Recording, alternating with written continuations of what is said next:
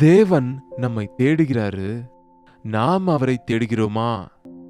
உலகம் எங்கிலும் கூட, எந்த தேசத்துல இருந்தாலும், எந்த பகுதியில இருந்தாலும், எந்த கிராமத்துல இருந்தாலும், எந்த பட்டணத்துல இருந்தாலும், எந்த வீட்டுல இருந்தாலும், எந்த வீதியில இருந்தாலும், எந்த மலையில இருந்தாலும், பள்ளத்தாக்குல இருந்தாலும்,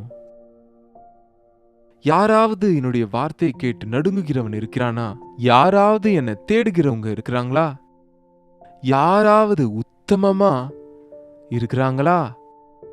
என்னை சிருஷ்டித்த சிருஷ்டிகர்த்தாவை நான் கனப்படுத்த வேண்டும். என்னை உண்டாக்கின ஆண்டவருக்கு நான் விண்ணப்பம் செய்ய வேண்டும். எனக்காக இரத்தத்தை சிந்தின என் ஆண்டவரை நான் நேசிக்கணும். அவருடைய வார்த்தை கேட்கணும் என்ற ஆசையோட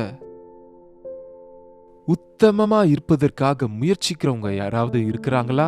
ஆண்டவர் நம்மளை தேடிட்டே தான் இருக்கிறாருங்க. நாம தான் கீழே எதையோ தேடுறோம். அதனால எப்பவுமே நம்ம அவரை நோக்கி பார்க்க முடியாம போகிறது. நம்மை தேடுகிற ஆண்டவரை நோக்கி நாம பார்த்த அடுத்த நொடியில அவருடைய புகழ்ச்சியை, அவருடைய நன்மையை, அவருடைய காட்சியளித்தல நம்ம பார்க்க முடியும்.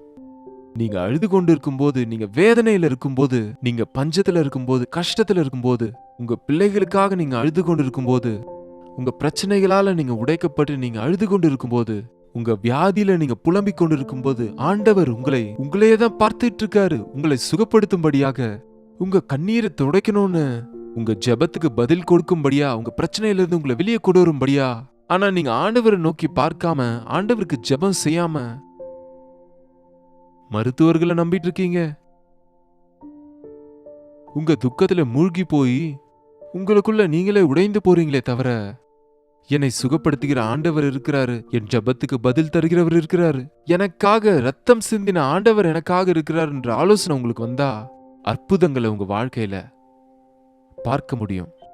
உத்தமமாய் ஆண்டவரை தேடுகிறவங்கள தேவன் சுகப்படுத்தினா படுத்துவாரு, இல்லனா இல்ல என்பது போல இன்றைக்கு அநேகர் ஆண்டவர் ஆசீர்வதிப்பாரு, இல்லனா நானே போய் ஏதாவது செய்து கொள்ளுவேன், கொடுத்தா கொடுக்கிறாரு, இல்லனா லஞ்சம் கொடுத்து வாங்கி கொள்ளுவேன். என்னங்க, ஆண்டவர் செய்தா சரி, there is another plan B இருக்கு எனக்கு என்ற ஆலோசனையில இருக்கிறதுனாலதான் அநேகருக்கு ஒன்றுமே நடக்கிறது இல்லைங்க. உங்களுடைய இருதயத்துல உத்தமம் இல்ல. நீங்க தான் என் வழி ஆண்டவரே, நீங்க தான் எனக்கு எல்லாம், நீங்க தான் செய்யணும் ஆண்டவரே, நீங்க செய்தாலும் செய்யாவிட்டாலும் நீங்க தான் என் தேவன் ஆண்டவரேன்னு சொல்லி பாருங்க.